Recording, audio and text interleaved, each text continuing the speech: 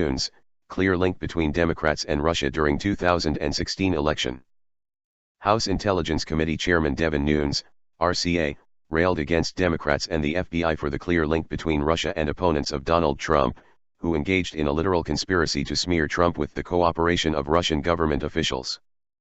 Appearing on Fox News, Nunes traced the path directly from the Clinton campaign to the Kremlin.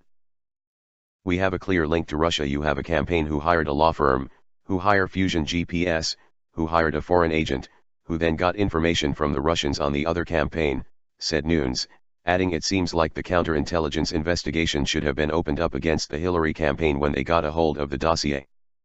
But that didn't happen, either. Nunes also noted that the FBI never informed the Foreign Intelligence Surveillance Act, FISA, court which granted a spy warrant on one-time Trump advisor Carter Page was not informed that the salacious and unverified dossier used as its foundation was funded in part by the Clinton campaign and the DNC. It has been reported through various outlets, however, that officials did disclose the political origins of the dossier. Meet the press. Nunes then called out the MSM for extreme hypocrisy over the disproportionate standards applied to the left versus the right. "I think the bigger challenge here, is that the mainstream media is totally uninterested in this.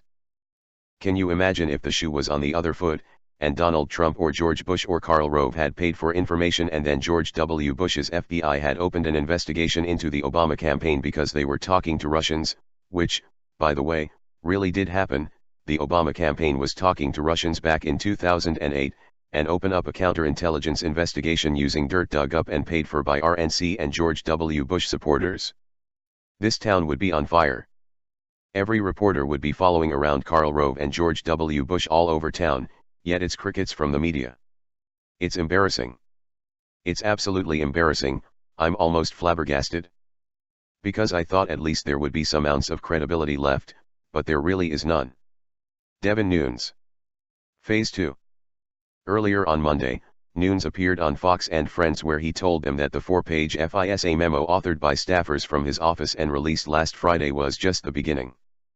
While the memo released last Friday summarizes what the House Intelligence Committee GOP says are rampant abuses of surveillance powers by the FBI and DOJ during and after the 2016 election, Phase 2 will focus on irregularities within the Obama State Department headed by Hillary Clinton and later John Kerry. "What we will do in Phase 2 is follow the facts where they lead, and when we get enough facts, we will figure out a way to let the American people know," Nunes told Fox and Friends. "Phase 1 of our investigation was getting to the FISA abuse. What we're looking at now is the State Department and some of the irregularities there," Nunes said Monday, noting that the committee has several other areas to probe. Nunes first mentioned Phase 2 last Friday on Special Report with Bret Baier. Actual Russian collusion.